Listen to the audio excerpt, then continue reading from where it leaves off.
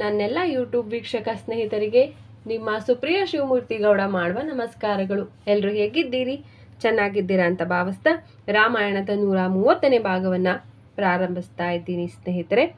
ಮಾಯಾ ಸೀತೆಯನ್ನು ಸೃಷ್ಟಿಸಿ ಯುದ್ಧ ಭೂಮಿಯಲ್ಲಿ ಕರೆತಂದಿದ್ದ ಇಂದ್ರಜಿತುವು ಅವಳನ್ನು ವಾನರರೆದುರಿಗೆ ಸಂಹಾರ ಮಾಡಿ ವಾನರ ಯೋಧರೆಲ್ಲರನ್ನು ಒಂದು ರೀತಿಯ ಶಕ್ತಿಗುಂದುವಂತೆ ಮಾಡಿ ನಂತರ ಅವನು ನಿಕುಂಬಿಲ ಎಂಬುವ ಯಜ್ಞಶಾಲೆಗೆ ಇಂದ್ರಜಿತುವು ಯಜ್ಞಾಚರಣೆಯನ್ನು ಮಾಡೋದಕ್ಕೆ ಹೋಗಿದ್ದಾನೆ. ಇಂದಿನ ಸಂಚಿಕೆಯಲ್ಲಿ ಆ ಒಂದು ಮುಂದುವರೆದ ಭಾಗವೇ 130ನೇ ಭಾಗ ಅಂತ ಹೇಳ್ತಾ ಈಗ ನಾನೀಗ 130ನೇ ರಾಮಾಯಣದ 130ನೇ ಭಾಗವನ್ನ ಪ್ರಾರಂಭಿಸ್ತಾ ಇದ್ದೀನಿ ಸ್ನೇಹಿತರೆ. ರಾಮನು ಲಕ್ಷ್ಮಣನೇ, ಹನುಮಂತ, ವಿಭೀಷಣ ಮತ್ತು ಉಳಿದ ವಾನರ ಸೈನ್ಯವನ್ನು ಕರೆದುಕೊಂಡು ಹೋಗು ಎಂಬುದಾಗಿ ಆದೇಶಿಸಿದಾಗ ರಾಮನ ಪಾದಗಳನ್ನು ಸ್ಪರ್ಶಿಸಿ ಇಂದ್ರಜಿತುವನ್ನು ಕೊಲ್ಲುವ ಶಪಥಗೈದ ಲಕ್ಷ್ಮಣನು ಅಲ್ಲಿಂದ ಹೊರಟನು. ನಿಕುಂಬಿಲವನ್ನು ಸಮೀಪಿಸಿದ ಲಕ್ಷ್ಮಣನು ಅಗಣಿತ ರಾಕ್ಷಸರು ಅದಕ್ಕೆ ಪಹರೆ ನೀಡುತ್ತಿರುವುದನ್ನು ಕಂಡನು. ಆಗ ವಿಭೀಷಣನು ಮೊದಲು ಇಂದ್ರಜಿತುವಿನ ಸೈನ್ಯವನ್ನು ಆಕ್ರಮಿಸು, ರಾಕ್ಷಸರು ಕಷ್ಟದಲ್ಲಿ ಸಿಲುಕಿದಾಗ ಅವನು ನಮಗೆ ಕಾಣಿಸಿಕೊಳ್ಳುವನು ಎಂದು ಹೇಳಿದನು. ಕದನವು ಪ್ರಾರಂಭವಾಗಿದ್ದು ತನ್ನ ಸೈನ್ಯವು ನಾಶವಾಗುತ್ತಿದೆ ಎಂಬುದನ್ನು ತಿಳಿದ ಇಂದ್ರಜಿತುವು ಯಜ್ಞಾಚರಣೆಯು ಪೂರ್ಣಗೊಳ್ಳುವ ಮುನ್ನವೇ ತನ್ನ ರಥವನ್ನು ಏರಿದನು. ಹನುಮಂತನು ಅನೇಕ ರಾಕ್ಷಸ ಸೈನಿಕರನ್ನು ಸಂಹರಿಸುತ್ತಿದ್ದನು. ಆದರೂ ಇಂದ್ರಜಿತುವಿನ ಉಪಸ್ಥಿತಿಯಿಂದ ಧೈರ್ಯಗೊಂಡ ರಾಕ್ಷಸರು ಹನುಮಂತನ ಕಡೆಗೆ ಕೂಡಲೇ ಧಾವಿಸಿದರು. ಹನುಮಂತನು ರಾಕ್ಷಸರನ್ನು ನಿರ್ಮೂಲ ಮಾಡುವುದನ್ನು ಮುಂದುವರಿಸಿದಾಗ ಇಂದ್ರಜಿತುವು ಬಾಣಗಳ ಸುರಿಮಳೆಗೈದನು. ನಂತರ ಲಕ್ಷ್ಮಣನನ್ನು ಆಲದ ಮರದ ಕೆಳಗಿದ್ದ ಸ್ಥಳಕ್ಕೆ ಕರೆದುಕೊಂಡ ಹೋದಂತಹ ವಿಭೀಷಣನು ಇಂದ್ರಜಿತುವಿನ ಯಜ್ಞಶಾಲೆಯನ್ನು ತೋರಿಸಿದನು.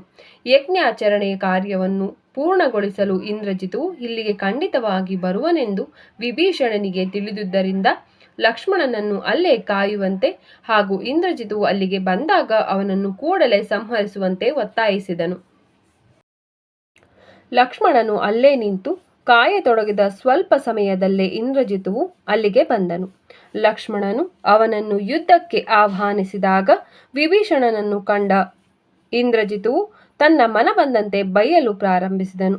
ನನ್ನ ಚಿಕ್ಕಪ್ಪನಾದ ನೀನು ನನಗೆ ಕೇಡು ತರಲು ಏಕೆ ಬಂದಿರುವೆ? ನಾನು ನಿನ್ನ ಅಣ್ಣನ ಪ್ರೀತಿಯ ಪುತ್ರನಲ್ಲವೇ? ನಿನಗೆ ನಿನ್ನ ಕುಟುಂಬದ ಸದಸ್ಯರ ಬಗ್ಗೆ ಕಾಳಜಿಯೇ ಇಲ್ಲ.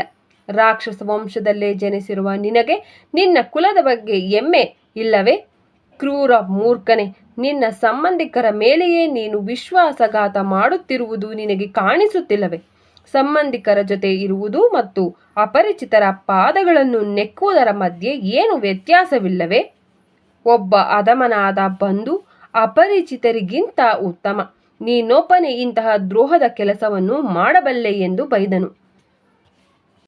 ಆಗ ವಿಭೀಷಣನು, ನನ್ನ ಭ್ರಾತೃಪುತ್ರನೇ, ನಿನಗೆ ಧರ್ಮದ ಬಗ್ಗೆ ನಿಜವಾದ ಕಾಳಜಿ ಇದ್ದರೆ ನಿನ್ನ ಹಿರಿಯನಾದ ನನ್ನನ್ನು ಏಕೆ ಆಕ್ಷೇಪಿಸುತ್ತಿರುವೆ? ನಾನು ರಾಕ್ಷಸ ವಂಶದಲ್ಲಿ ಹುಟ್ಟಿದ್ದರೂ ನನ್ನ ಸ್ವಭಾವವು ರಾಕ್ಷಸರ ಸ್ವಭಾವಕ್ಕಿಂತ ಭಿನ್ನವಾದದ್ದು. ಉದ್ದಟತನ ಮತ್ತು ಕ್ರೌರ್ಯಗಳನ್ನು ನಾನು ದ್ವೇಷಿಸುತ್ತೇನೆ. ನಮ್ಮ ಪರಿವಾರದಲ್ಲಿ ಭೇದವನ್ನು ಉಂಟು ಮಾಡುವವರು ನಾನಲ್ಲ, ನಿನ್ನ ತಂದೆ.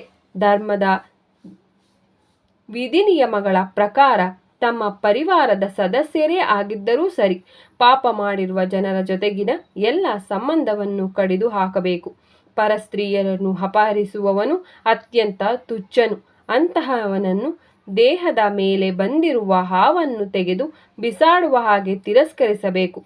ಸ್ನೇಹಿತರನ್ನು ಅನುಮಾನಿಸುವುದು, ಪರಸ್ತ್ರೀಯರೊಡನೆ ಸಂಬಂಧವನ್ನು ಇಟ್ಟುಕೊಳ್ಳುವುದು ಅಥವಾ ಇತರರ ಆಸ್ತಿಯನ್ನು ಕದಿಯುವುದು ಇವೆಲ್ಲವೂ ವಿನಾಶಕ್ಕೆ ಕಾರಣವಾಗುತ್ತದೆ. ರಾವಣನು ನಾಶವಾಗುತ್ತಾನೆ, ಅವನ ಜೊತೆ ನೀನು ಹಾಗೂ ಈ ಸಂಪೂರ್ಣ ಲಂಕೆಯು ನಾಶವಾಗುವುದು. ಇಂದ್ರಜಿತು, ನೀನು ದುರಹಂಕಾರಿಯಾದ ಅಸಭ್ಯ ಬಾಲಕ. ನೀನು ಮನಬಂದಂತೆ ಮಾತನಾಡಬಹುದು, ಆದರೆ ಇನ್ನು ಸ್ವಲ್ಪ ಸಮಯದಲ್ಲೇ ನೀನು ಲಕ್ಷ್ಮಣನ ಬಾಣಗಳಿಂದ ಹತನಾಗುವೆ ಎಂದನು. ಲಕ್ಷ್ಮಣನು ಹನುಮಂತನ ಭುಜದ ಮೇಲೇರಿ ಕುಳಿತುಕೊಂಡು ಪರಸ್ಪರ ಸವಾಲುಗಳನ್ನೆಸೆದ ಬಳಿಕ ಇಂದ್ರಜಿತುವು ಲಕ್ಷ್ಮಣನನ್ನು 2 ಬಾಣಗಳಿಂದ ಛೇದಿಸಿದಾಗ ಲಕ್ಷ್ಮಣನು 5 ಬಾಣಗಳನ್ನು ಅವನ ಎದೆಗೆ ಹೊಡೆದನು. ಹೀಗೆ ಒಂದು ಘೋರ ದ್ವಂದ್ವ ಯುದ್ಧವು ಪ್ರಾರಂಭವಾಯಿತು. ಸ್ವಲ್ಪ ಸಮಯದ ಬಳಿಕ ಇಂದ್ರಜಿತುವು ಲಕ್ಷ್ಮಣನ ಬಾಣಗಳಿಂದ ಕಳೆಗುಂದಿದನು. ಆಗ ರಾಕ್ಷಸನು ಕೂಡಲೇ ನಾಶ ಮಾಡಬೇಕೆಂದು ವಿಭೀಷಣನು ಲಕ್ಷ್ಮಣನನ್ನು ಒತ್ತಾಯಿಸಿದನು. ಆಗ ಇನ್ನೂ ಪ್ರಬಲವಾದ ಬಾಣಗಳನ್ನು ಪ್ರಯೋಗಿಸಿದ ಲಕ್ಷ್ಮಣನು ಇಂದ್ರಜಿತುವನ್ನು ತಾತ್ಕಾಲಿಕವಾಗಿ ಕಕ್ಕಾಬಿಕ್ಕಿಯನ್ನಾಗಿಸಿದನು. ಆದರೆ ಸ್ವಲ್ಪ ಸಮಯದಲ್ಲೇ ಚೇತರಿಸಿಕೊಂಡ ಇಂದ್ರಜಿತುವು, ನಾನು ನಿನ್ನನ್ನು ಹಿಂದೆ ಹೇಗೆ ಸೋಲಿಸಿದೆ ಎಂಬುದು ನಿನಗೆ ನೆನಪಿಲ್ಲವೇ ಎಂದು ಹೇಳಿ ಲಕ್ಷ್ಮಣನನ್ನು 7 ಬಾಣಗಳಿಂದ, ಹನುಮಂತನನ್ನು 10 ಬಾಣಗಳಿಂದ ಮತ್ತು ವಿಭೀಷಣನನ್ನು 100 ಬಾಣಗಳಿಂದ ಛೇದಿಸಿದನು. ಸುಮ್ಮನೆ ನಕ್ಕ ಲಕ್ಷ್ಮಣನು ಇಂದ್ರಜಿತುವನ್ನು ಬಾಣಗಳಿಂದ ಮತ್ತೆ ಆವರಿಸಿ ಅವನ ಸುವರ್ಣ ಕವಚವನ್ನು ಚೂರು ಚೂರು ಮಾಡಿದನು. ಇಂದ್ರಜಿತುವು 1000 ಬಾಣಗಳನ್ನು ಬಿಟ್ಟಾಗ ಲಕ್ಷ್ಮಣನ ಕವಚವೂ ಕೂಡ ಛಿದ್ರವಾಯಿತು. ಹೀಗೆ ಯಾರೂ ಮೇಲ್ಗೈ ಸಾಧಿಸಲಿಲ್ಲ. ಹೀಗೆ ಕದನವು ಬಹಳ ಸಮಯ ನಡೆಯಿತು. ಜಯ ಸಾಧಿಸಲು ದೃಢಸಂಕಲ್ಪಿತರಾಗಿದ್ದ ಇಬ್ಬರು ಪರಸ್ಪರರಿಗೆ ಬಾಣಗಳಿಂದ ಹೊಡೆದರು. ಅವರ ದೇಹವನ್ನು ಛೇದಿಸಿದ ಅಗಣಿತ ಬಾಣಗಳು ಭೂಮಿಯನ್ನು ಪ್ರವೇಶಿಸಿ ಅವರ ದೇಹಗಳಿಂದ ರಕ್ತ ಚಿಮ್ಮುವ ಹಾಗೆ ಮಾಡಿದವು. ತಟಸ್ಥಗೊಂಡ ಬಾಣಗಳು ನೆಲದ ಮೇಲೆ ಕುಶಹುಲ್ಲಿನಂತೆ ಎಲ್ಲೆಡೆ ಹರಡಿದವು. ಸ್ನೇಹಿತರೆ, ರಾಮಾಯಣದ 130ನೇ ಭಾಗವನ್ನು ನಾನಿಲ್ಲಿಗೆ ಮುಕ್ತಾಯಗೊಳಿಸ್ತಿದ್ದೀನಿ.